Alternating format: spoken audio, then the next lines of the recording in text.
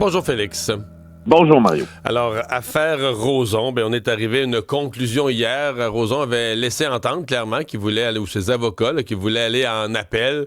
Et finalement, hier, il a annoncé renoncer à cet appel et va payer les sommes. Exactement. C'est près d'1 million de dollars. C'est bien loin des 14 millions que demandait le groupe là, qui s'était autoproclamé du nom des Courageuses à Gilbert Rozon. Alors, 930 000 dollars pour être précis, pour avoir agressé sexuellement, donc 8 des 9 demanderesses. Hein. Rappelons qu'on était au civil dans ce dossier-là.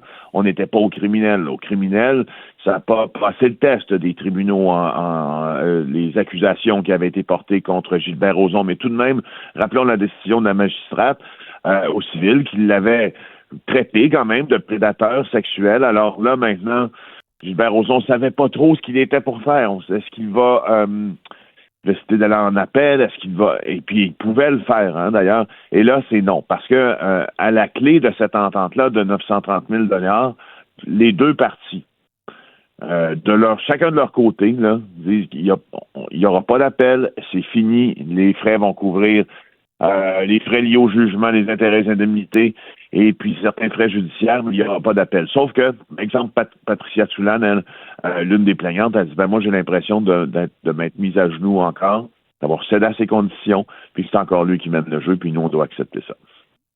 Ouais, c'est une vision. Je veux dire, il mène le jeu avec 1 million en moins dans son compte de banque. Là, il mène pas grand-chose. Le juge a imposé. Je comprends que là, c'est comme c'est lui qui a perdu, c'est lui qui avait le dernier mot d'aller en appel ou pas, là. Je comprends un peu sa réaction, ce qu'elle veut dire, mais dans les faits, c'est pas vraiment ça qui s'est passé, là.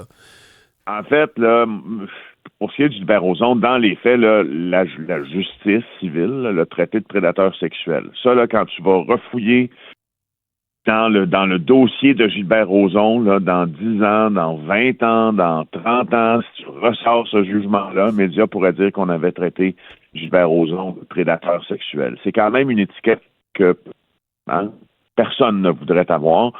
Autrement, je veux dire, si la justice a ses mécanismes pour arbitrer ces litiges-là, puis le litige en vient à la fin pour possibilité d'appel, puis normalement, c'est comme ça dans toutes ces ententes-là.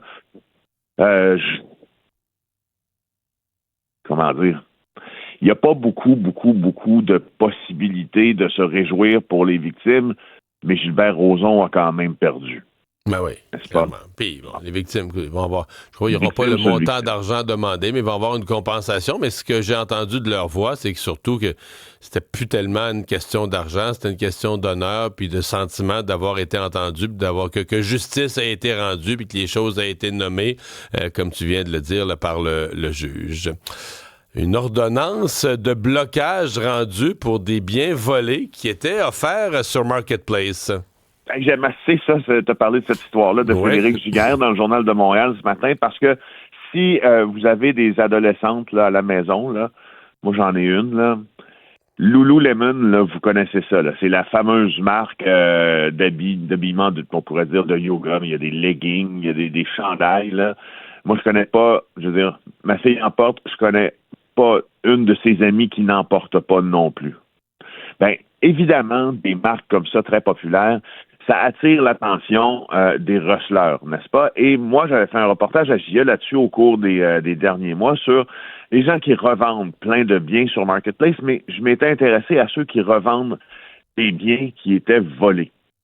Alors, notamment, Félix, des gens qui vendent des biens qui sont encore dans la boîte puis dans le plastique, là. Oui. Ils font même pas semblant, là, tu comprends? Notamment, là, des gens, exemple, on avait acheté pour faire le test du Lululemon qui avait manifestement été dérobé. Tu sais, quand la personne a un legging, des leggings de toutes les couleurs, de toutes les grandeurs à vendre sur Marketplace, là, ça prend pas un grand détective pour comprendre. C'est suspect un peu. Alors là, Ismaël Jadil et sa femme, Myriam Loufti, ont été arrêtés l'an dernier, c'est passé un peu sous silence, mais dans leur résidence de Longueuil. Puis on avait découvert 2500 biens produits vraisemblablement volés, puis qui étaient affichés sur Marketplace sur des faux comptes, des vêtements, des parfums, des outils, mais aussi, comme je viens de te citer, des fameux vêtements Lululemon. Alors, le couple a été accusé de possession de biens criminellement obtenus et de trafic de ces mêmes biens-là, et pour tenter d'obtenir le recouvrement au terme de ces procédures judiciaires-là. Et c'est là où je te dis, c'est intéressant ce qui se passe aujourd'hui. Les autorités ont déposé une ordonnance de blocage sur leur bungalow à Longueuil. C'est assez rare qu'on voit ça. C'est un tout petit bungalow à Longueuil, mais je veux dire, il vaut 282 000. Alors, c'est une procédure qui est de plus en plus utilisée maintenant. C'est le fun parce que ça permet de s'assurer de retrouver l'argent. Puis ce que ça fait, ça, une ordonnance de blocage, ça t'empêche de la vendre, au fond. Ou de l'hypothéquer à nouveau, de réhypothéquer une résidence pour avoir une somme.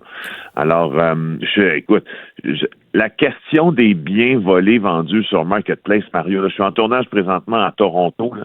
Ici, ils en saisissent, là, ils font des opérations pour saisir ces biens-là. C'est par milliers qu'on saisit justement ce genre de biens fractionnels, puis ces fameux chandails Lululemon et de toutes les marques populaires. Tant mieux si la justice s'en occupe. Merci Félix, à demain.